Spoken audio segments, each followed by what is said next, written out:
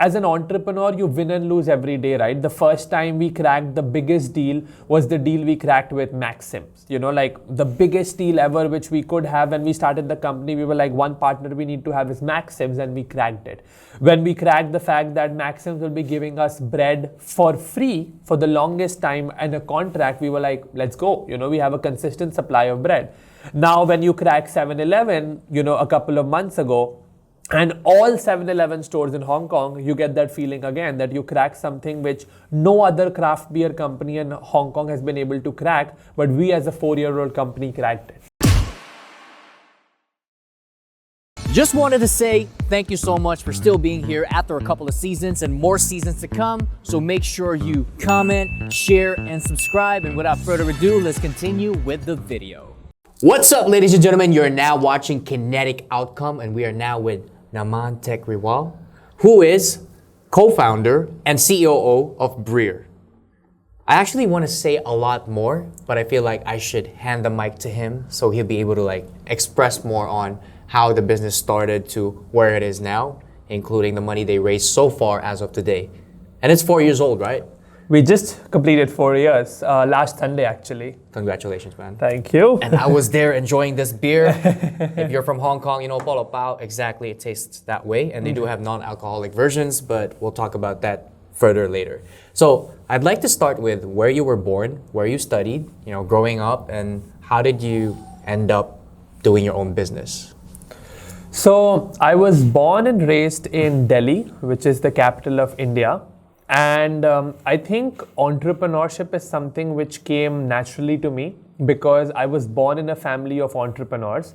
So I come from a community in India where, doing a job is almost like a sin, it's like you have to be in business. And I think, it's the environment and the atmosphere you're provided in such families because every dinner table conversation I've had in my life is about business, entrepreneurship, finance, money. And that's why you get acquainted to this idea of doing business, very early on in life.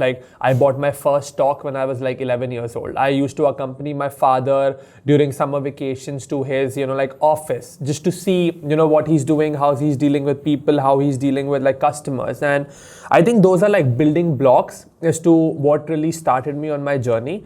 But I became an entrepreneur for the first time when I was 13 years old. So, all around me, my father really inculcated the right values in me, of financial independence, financial literacy. But when I would see my friends around, yes, this is very young, but when I would see my friends around, I was like, why is no one talking about money? Or why is no one talking about, hey, let's, save some pocket money, let's do this, let's do that. Why are people my age not talking about it? So I started this company called High School Investors back in the day when I was 13 years old, where the mission was really to spread financial literacy, where I would manually go high school to high school, give webinars and seminars on financial literacy, that if you save this much of your money, you can actually pay for your own college education. And, little did I know that snowballed into becoming an asset management company where these students would be like, hey, we want to save our money, but we don't know how to. Can we give the money to you? And then can you start saving money on our behalf? So I started pooling that money, and then obviously we formalized the whole setup. And then we started investing that money in mutual funds. And, I ran that company for 3 years. It was one of the best experiences of my life because, I got to learn and I got to do so many things. And then when I was 16 years old, there was a larger mutual fund house who wanted to start a similar service or product within their wing. And we just had data of more than 100,000 students. So they just bought us for the data. Because, they could easily have a target base going too, because those were 100,000 students who were already, aware about financial literacy. So it was a soft acquisition in many ways. So it's cool to say that I sold my first company at the age of 16, but I didn't even have a bank account then because, you're not allowed to have a bank account under 18 in India. So my father took that money and I don't know where it went, but I hope it's invested safely. But I think that was the real starting point in my journey because, getting to do entrepreneurship so early on, made me just so motivated to solve problems. Because for me, entrepreneurship is about solving large scale problems. For me personally, I believe that capitalism is what put us into this world and all the problems which exist today. And it will have to be capitalism which will also solve these problems. But the capitalism will have to be conscious capitalism.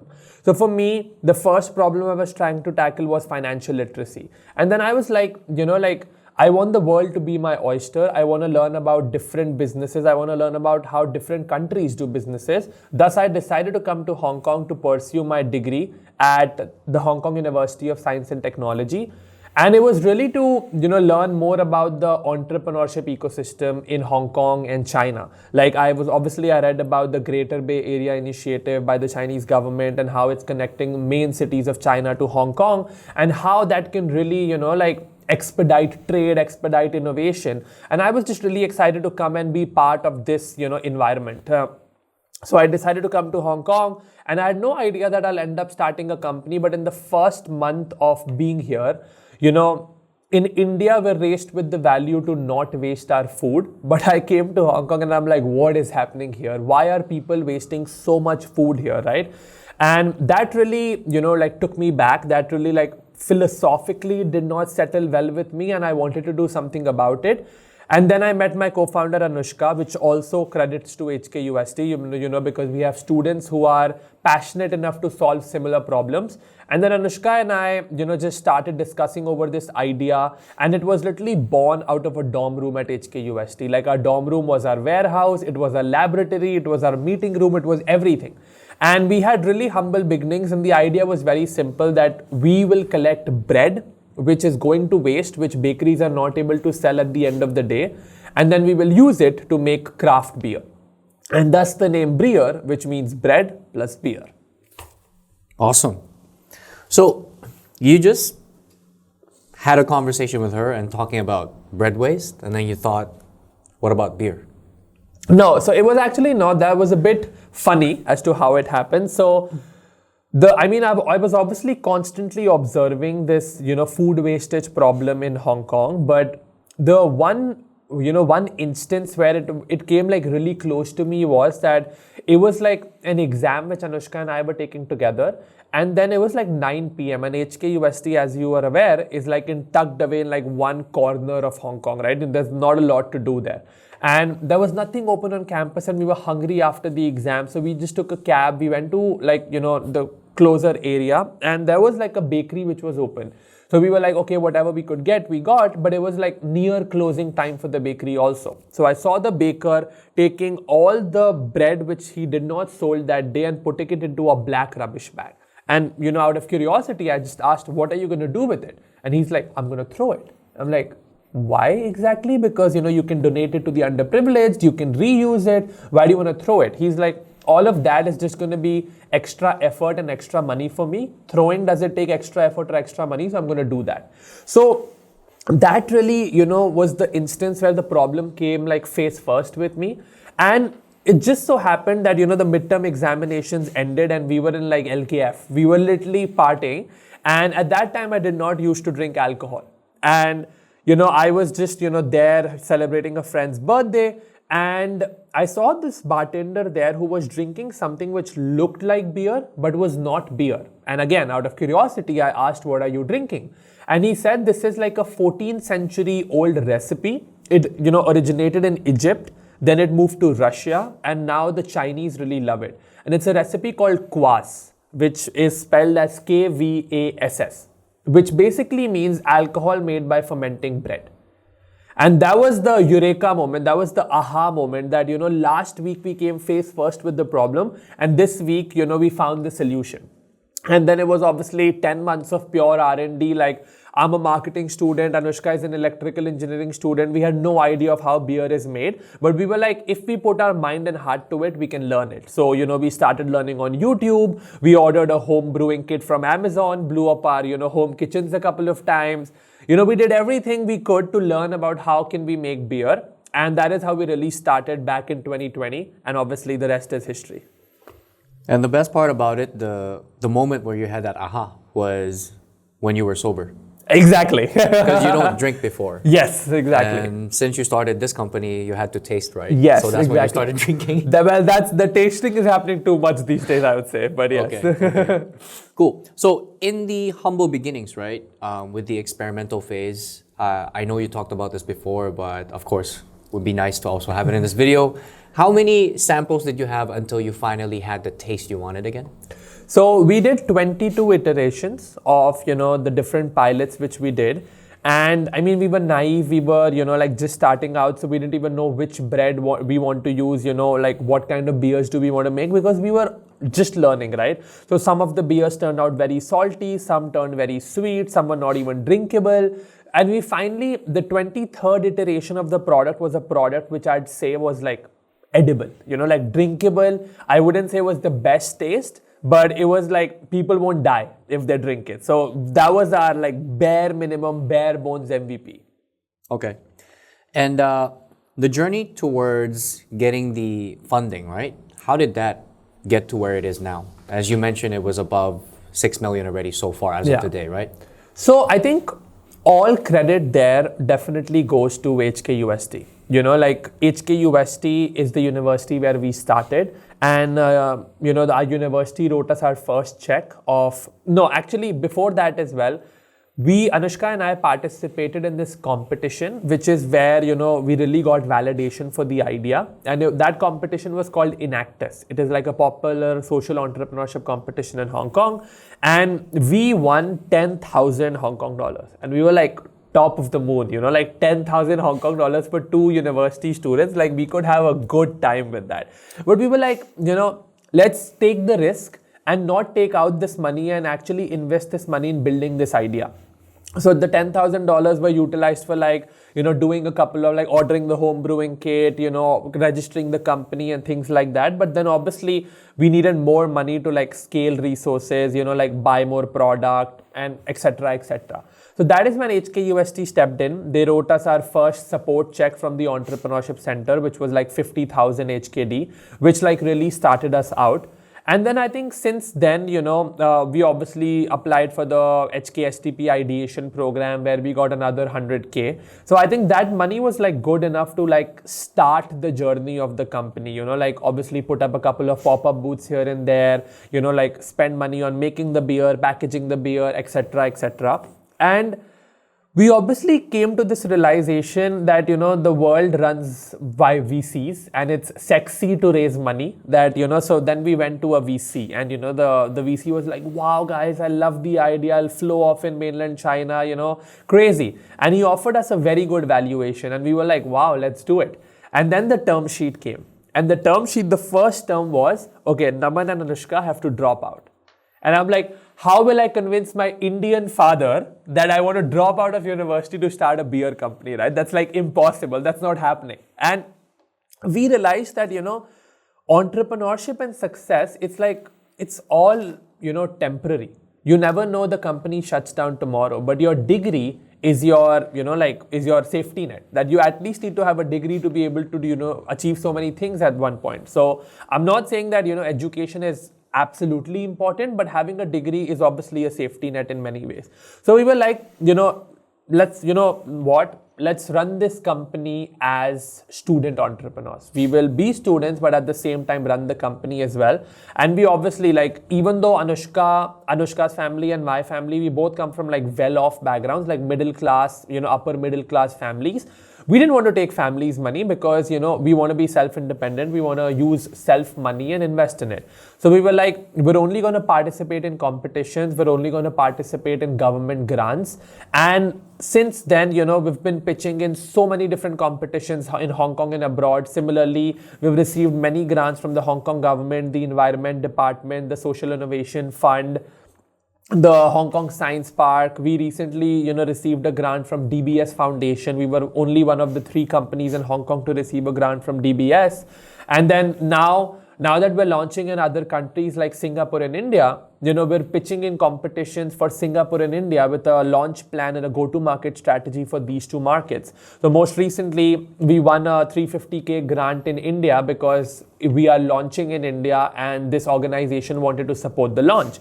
So over the journey of the company, like over the last 4 years, we've been, as you said, been able to raise close to like 6.5 million Hong Kong dollars, all equity free. So Anushka and I still own 100% of the company while we were well capitalized due to the support of these grants and competitions. And now obviously we have turned the company to be profitable, so we really don't need the money, but money always helps, right? So now we can use the money to like fund operations, but who says no to money? Yeah. I was just imagining, like the moment you said like all equity free, that's the moment we should have like dropped the bomb. Yeah. Like you hear the music like yeah. Anyway, next question is the excitement, right? You actually open an office as well, is it? I mean, there is an office, but do Anushka and I work out of it? Like barely. Like yeah. So let's put it this way: the excitement of like, okay, which place for the office, and then to getting to everything set up, and then the story and thrill of closing your first client. Yeah. Like I don't know what you did. Was it wholesale or so? But how was it like? So, I mean, the office really happened because of the HKSTP grant, because if you receive a big grant, you also receive part of it in rental reimbursement, where you can basically get an office. But, with our company, as you would understand, is a lot of the F&B of Hong Kong is concentrated into certain pockets. I would say Hong Kong Island, takes a majority of it. And then something on the TST side, there's some pockets of like food as well. But otherwise, if I'm having an office in Sha Tin and then have to travel here every day, that's like wasted time. So yes, we have an office. Yes, we have a couple of staff and, employees who work from the office. But otherwise, Anushka and I prefer to be like on ground. We prefer to be doing our meetings in the city, because that is where we need to be to like save our time and maximize our time. But I really remember that, the thrill of, going out and selling was like unparalleled.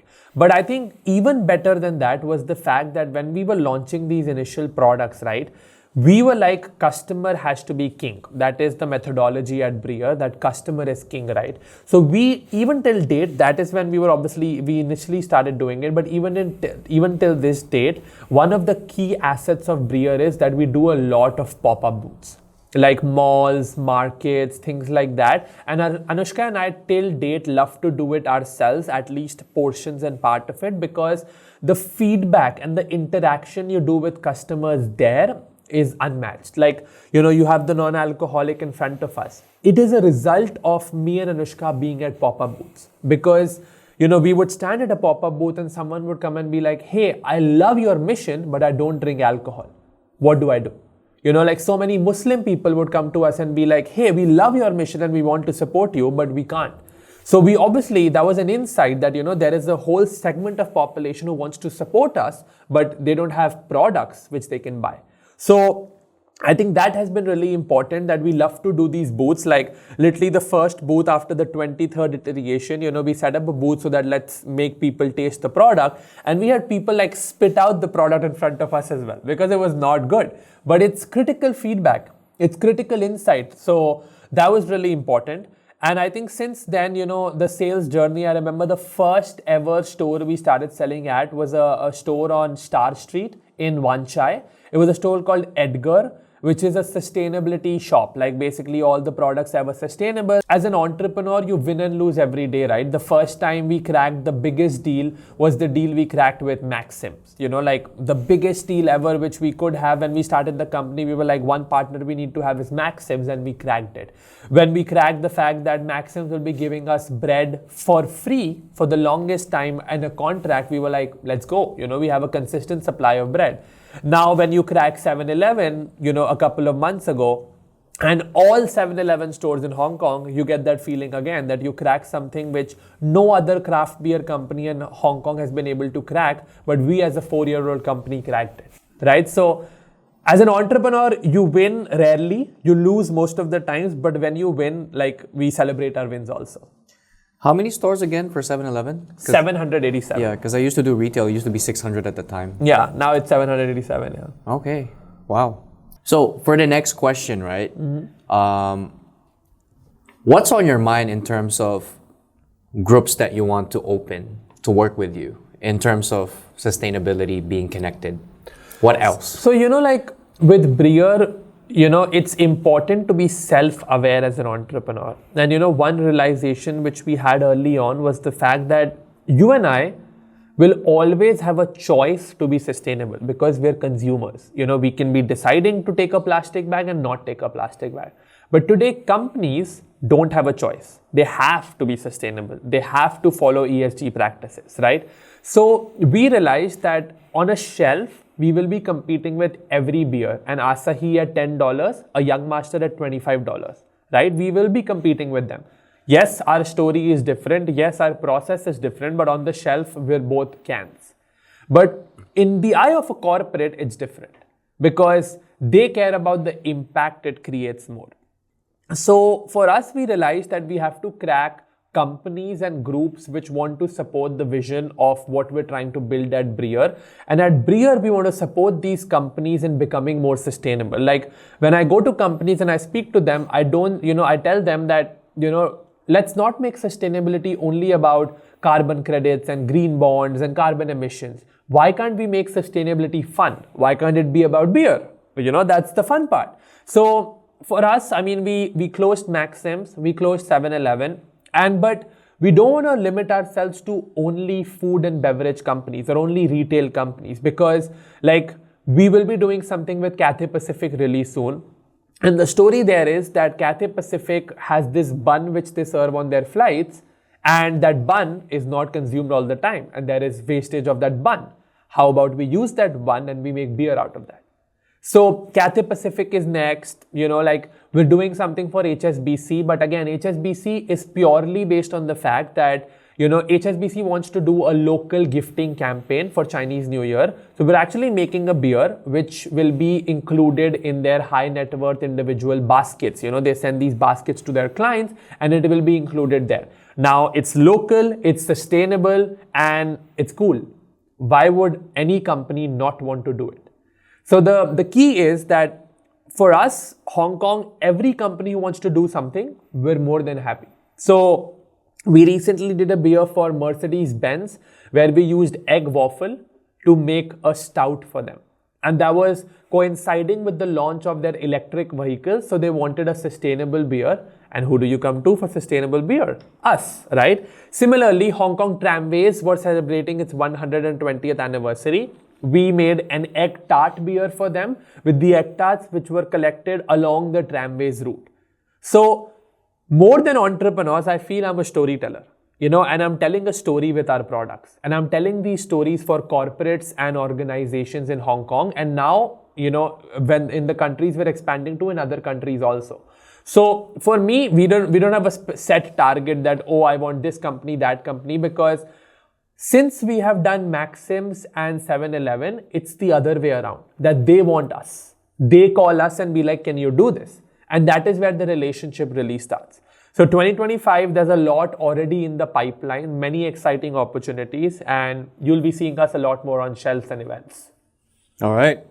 Well, how much does it retail again for the stores? So ranges between 25 to 32. If you go to an artisanal craft beer store, there's our favorite store in Sheung Wan called Craftismo.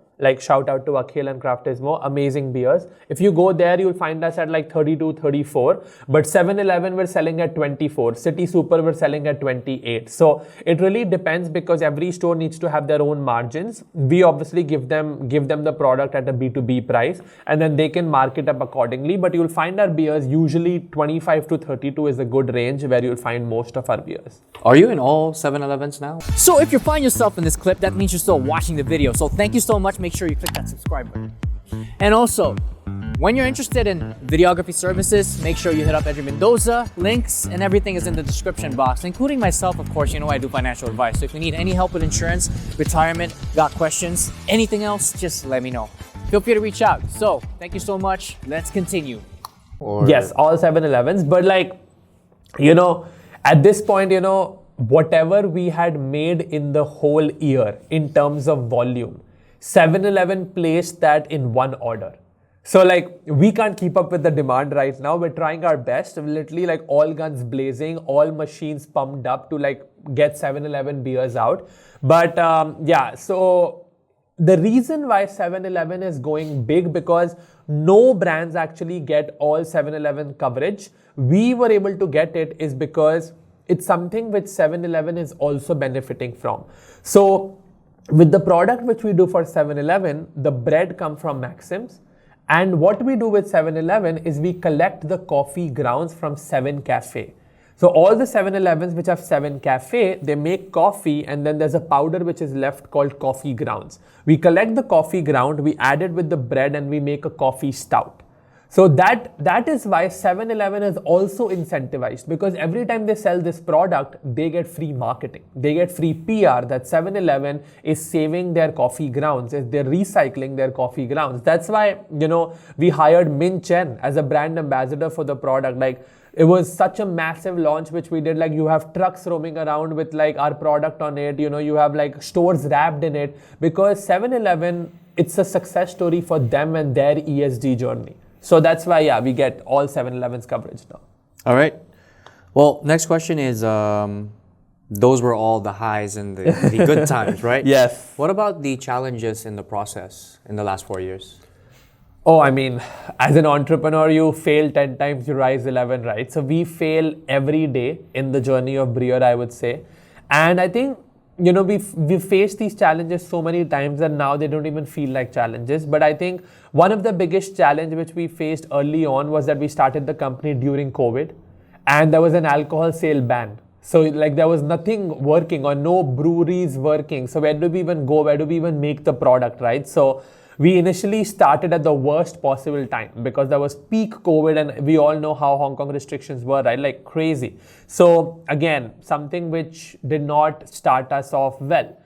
The second challenge which we faced was that people think we're too young, and the industry thinks we're too young, because average age in this industry is above 30. And then Anushka and I were these two 20-year-old kids. And for longest time, the industry thought that these are just two kids doing something for their school project and their resume. And we were we will not reply with words, we will reply with actions. We will reply with tangible sales and tangible actions. But, it was discouraging where, some of these shops won't even entertain us, because they were today I buy it, tomorrow is there a supply or is there no supply? Because they just thought we're not serious about it. We're just doing it for the fun part of it. But Anushka and I knew that was not the case. We were, really damn committed to it. So that was a big challenge. And I think now the persistent challenge which we face at Breer is again the fact of distribution. Hong Kong is a neck deep competitive market. There are a lot of, amazing craft beer companies which exist in Hong Kong, and all of them are trying to sell to the same, 15, 25, 100 shops in Hong Kong. And it's competitive because it's Hong Kong. People have limited fridge space. People have limited tap space. So you have to really be competitive in terms of flavor, in terms of quality, in terms of price. So I think distribution is a persistent challenge in the journey of this company. And the challenge which I'm faced with most now is the global expansion. So we already are launching in Singapore in March, and we're launching in India by Q2. And it's we have to rebuild Breer again twice. All the challenges which we have faced in Hong Kong, we're going to face those and a lot more. Singapore taxation is a whole different ball game. So, you have to be prepared for that challenge.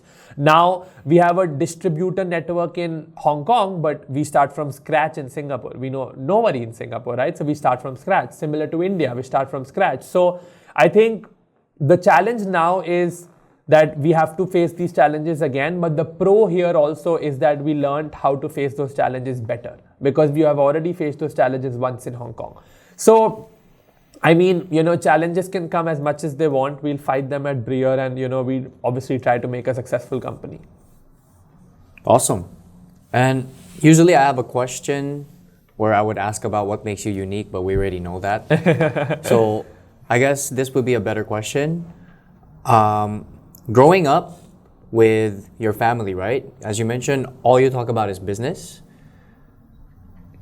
How did that change you compared to, let's say, if it never happened? Like, would you be still pursuing business, you think, or probably just graduate and work? I think I would definitely be pursuing business, if not Breer, something else. It may not be as successful as Breer, touch wood, but like, it's just that I don't know what else to do. My father always says that the difference between a manager and an owner is that owners are not told what they have to do. Like, no one is giving you instructions. Like, you are deciding whether you want to enter Singapore, you want to enter India, you want to enter Philippines, you want to enter Vietnam. You are taking the call, and if it doesn't work out, you are accountable. You are responsible. So this job thing is like, it's a 9 to 5, 9 to 6, 10 to 5, 10 to 6. After 6, like, I'm not accountable, I'm not responsible. Like, for me, there are no like weekends or work, weekdays or weekends. For me, work is work and work needs to be done. So I think it's just the philosophy which I've been raised with, that for me, it is all about the frugality mindset also. Like at Breer, we literally care about $1 of a cost as well. Like if we can save $1, we will save $1. Like, but at the same time, we love building relationships at Breer. We love building, we sponsor a lot of events because we love building these relationships in Hong Kong. So I don't see myself doing a job. What I could have seen myself doing is maybe investing. Like, because I have a deep passion for finance. Like, I started my first company with finance in the mind as well. So where I could have seen myself is I have an independent portfolio where I invest in companies, which I anyway plan to do now. That can happen with Breer also, but if I was not being an entrepreneur, I would be in that zone where I would want to be supporting entrepreneurs, where I back them early, I invest in these companies, and then I help these companies grow as well. So not the very VC model, but the venture studio model is something which would have more appealed to me. But yeah, I would have still been in this ecosystem of entrepreneurship, I would say. Yeah, I think to rephrase that better is, let's say you weren't raised in that kind of environment, but did you always have it in yourself? Like growing up, you're like, I want to do something. For sure, man. Like I think a lot of it, goes to your upbringing again. Like, as I said, like when I see my father work 16, 18 hours, like what excuse do I have? Like the man came from nothing. I was already born with a silver spoon because he worked hard to give me that silver spoon, right? So if even after giving that silver spoon, he's working 16, 18 hours, I have no excuse. I have to be successful, right? So I always had it in me.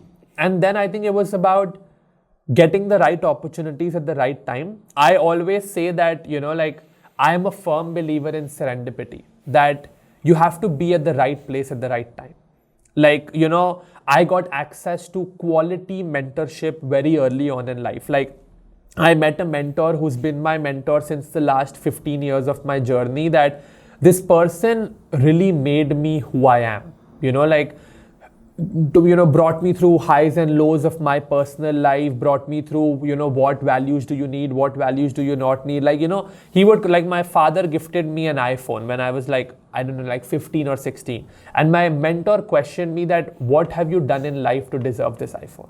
Like, what have you achieved in life that you deserve a, like 5,000 HKD phone? You're only 15 years old. What have you done in life? And that really made me think, man, that what have I done in life that I'm using such an expensive phone? At that time, obviously, right? So I think I really came with these values. And if you would have seen me as a young kid, like with me and my friends, we would, I don't know, man, it was like I was a hustler, like we would sell newspapers, we would sell this, we would set up like a lemonade stand, we would set up like game stands in our like, in our society carnivals and things like that. Whatever money we could make, we were making. Maybe it was very small, but it was about, the mindset which was being developed at that time. I think it was like the building blocks of Lego, right? My DNA was being built with like building blocks of Lego with each and every of this activity. So yeah, I mean, I always think I had it in me to be an entrepreneur, but I will also like to say via your platform that, what is really important is people should, yes, entrepreneurship is finally sexy today. It's sexy to be a co-founder. It's sexy to be a CEO. Everyone wants to put it on their LinkedIn.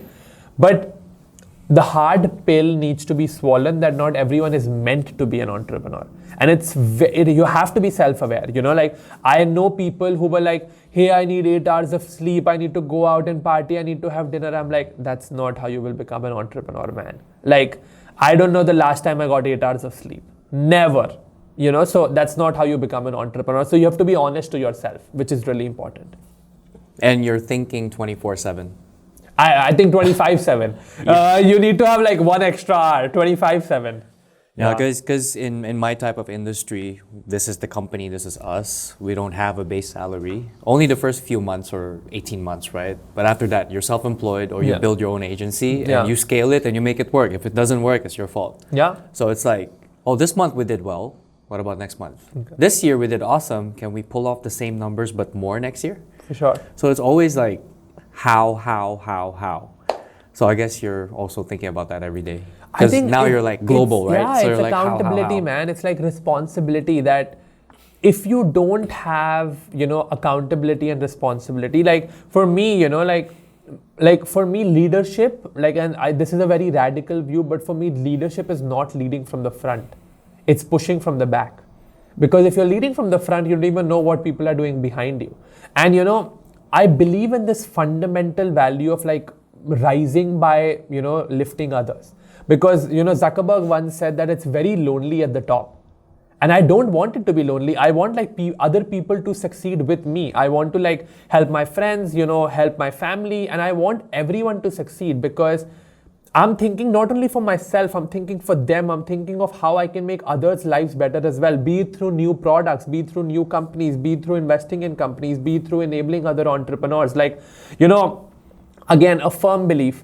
I have done so much cold outreach in my life. It's crazy. If you look at my LinkedIn, even today, I'm outreaching to I'm in the US next, next week. And I'm already I got access to Elon Musk's email.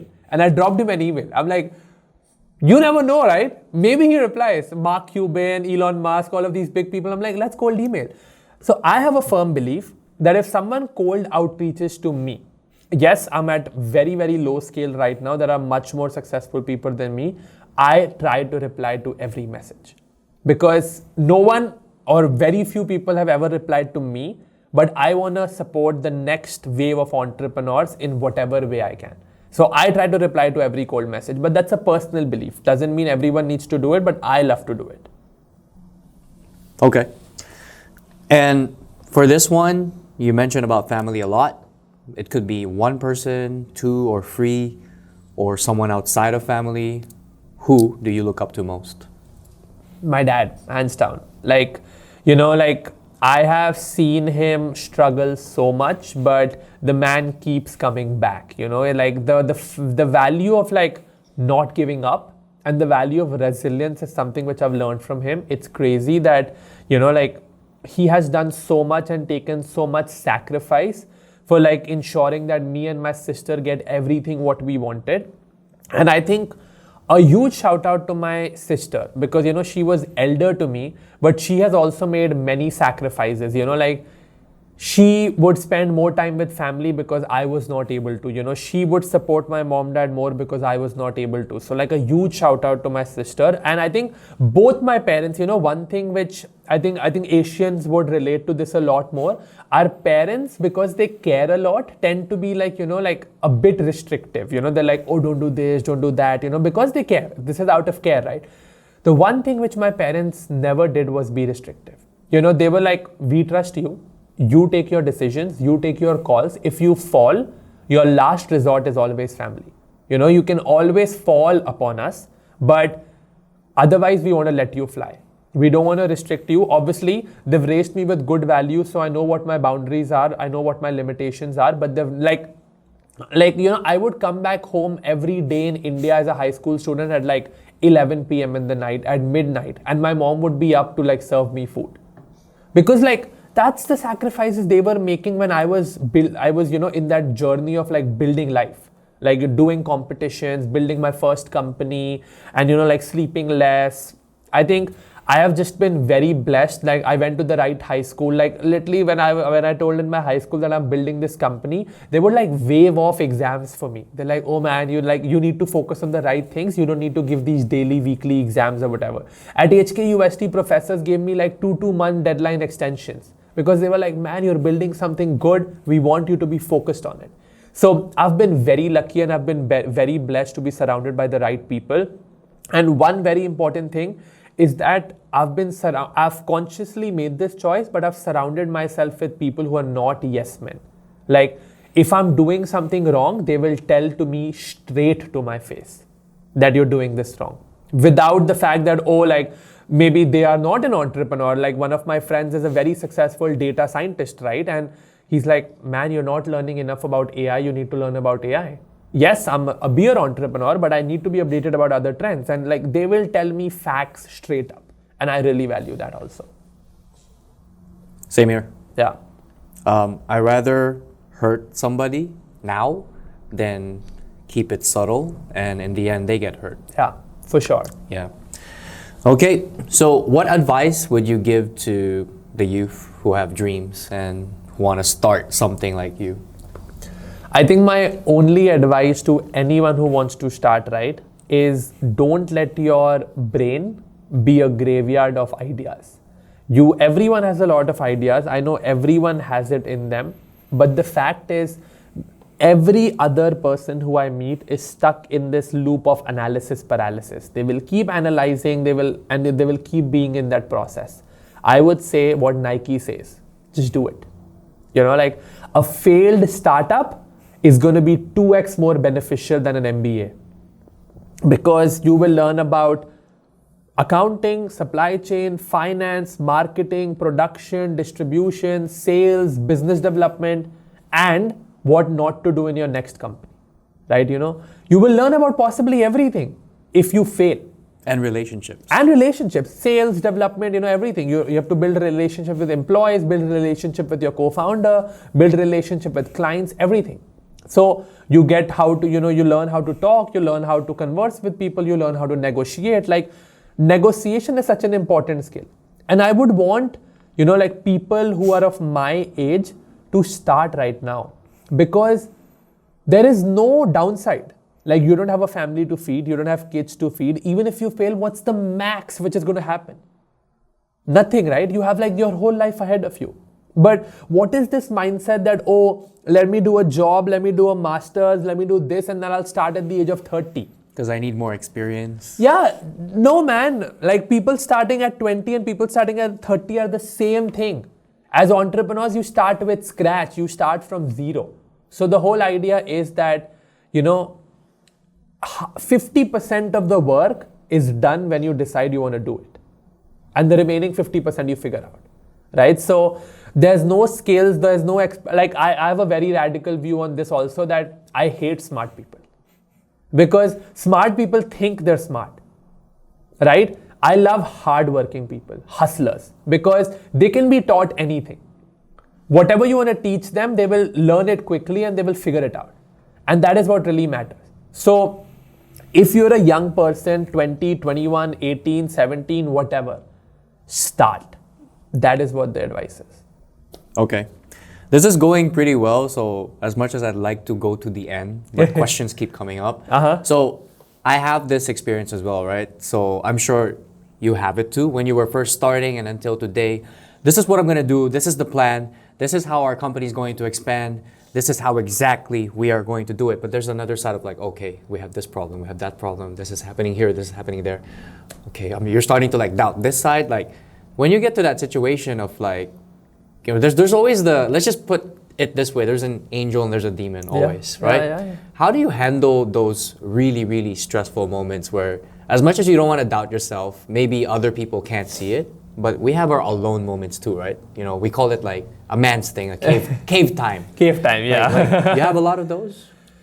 For me, I don't let the demons override the angels. Because for me, the value is I prioritize the demons. You know why? It's because the demons, the damage they cause, is short term. But if you learn from the damages, the angels will give you a lot more benefit. What I mean from this is, I don't fear failing. Because for me, fail has always been a belief that it's an acronym which stands for first attempt in learning. So if I fail, I want to fail quickly. I want to fail early so that I can quickly take those learnings and then apply to the angel side, which is like, okay, I want to do this. I want to launch in Singapore. I want to launch in India. I want to launch in the US. I want to launch 3 more products. I want to fail really quickly. And I don't mind failures. I wear failures as my badges of pride, right? I want to fail quickly so that I can obviously devote more time to successes. But obviously you have these times, as an entrepreneur where you're like lonely. And like the best example I'd give you here is like, in Hong Kong, everyone loves investment banking. And the salaries in investment banking are amazing, right? And I have friends who are like investment bankers, same age as me, making thrice the money I am making today. But that, sometimes makes me believe like, man, could have just been an investment banker, no? Like, why run a company? But at the same time, you obviously tell yourself that the mission you are on, the purpose you are on, and the skills you're developing this early in life, are your friends or are your peers doing the same thing? Like, again, nothing against banks, right? But you're reporting to someone, and you're so down in that chain of pyramid that are you really building or owning anything? Like, are you really accountable? Here, if I take one wrong decision, 5 employees are at stake. Their salaries and their livelihood are at stake. That is what keeps me up at night, right? I have to pay for their livelihoods. So I can't go wrong. But as an employee who is reporting to like 10 higher level managers, even if you go wrong, there are like 9 other people who can figure it out, right? So for me, I think it's the firm belief that yes, you will always have FOMO. You will always have fear of missing out. You will always have, why is this person traveling so much? Why am I stuck doing work right now? That's why I think we should be less on Instagram. Like Instagram can be addictive that ways. But like, yes, I mean, I have these feelings all the time, but I think I have the right support group. I have the right set of people who surround me, who I can discuss this with on a day-to-day basis. Even my co-founder and I discuss this a lot that, do you feel like this? Do you feel like that? And I think it's really important to have that camaraderie with your co-founder, with your partner, with your friends, with your family, who you can be vulnerable with. Like you have to put up a strong face in public, obviously, but you need to have those people where you can be vulnerable with also. So I think that is also really important. You can literally have an ad where it's you and Anushka, right? Yeah. Where you're like smirking and looking in the poster. And any flavors? It's like got bread. Yeah, that'd be really cool. Got bread. That'd be nice. Yeah. Well, the last question is this. How old are you? I just turned 23. See, guys, started at 19. Well, started at 13 technically. Well, 13, yeah. Yeah. So well, for this. Again, success is not short term. It's been 10 years since I've been doing this, to be sitting in this chair speaking with this wonderful guy. So it will take time. You have to be patient, but it will be worth it. All right. Well, once again, ladies and gentlemen, Naman, co-founder and COO of Breer. What other retail stores do you have? 7-Eleven, City Super, Welcome and Parking Shops soon. Crafties Mode, 99 Bottles, bars, bottle shops, all Maxim's restaurants in Hong Kong, Simply Life, Kagura, Kikusan, Sanrio, Thai Basil, Wildfire, over 1,000 doors, guys. You don't have an excuse to not buy. Okay, like I said, kinetic outcome. Breer, ladies and gentlemen, that's about it. Pleasure to have you. Thank you. Our aim is to provide value, so if you like what you watched, make sure you hit that like button, leave a comment, and subscribe. I'm also a financial advisor based in Hong Kong, so feel free to check the description box for my details and email or DM. And if ever you need video and photography services, the phenomenal videos you're watching right now are filmed by Edri Mendoza. Lastly, if you love hip-hop music, rap, R&B, singing, whichever that sounds amazing to your ears, because I always do a lot of experiments with it, feel free to drop by my channel at SCF Saint or Saint Crossfade. Appreciate you for being part of this episode and more to come. Till next time.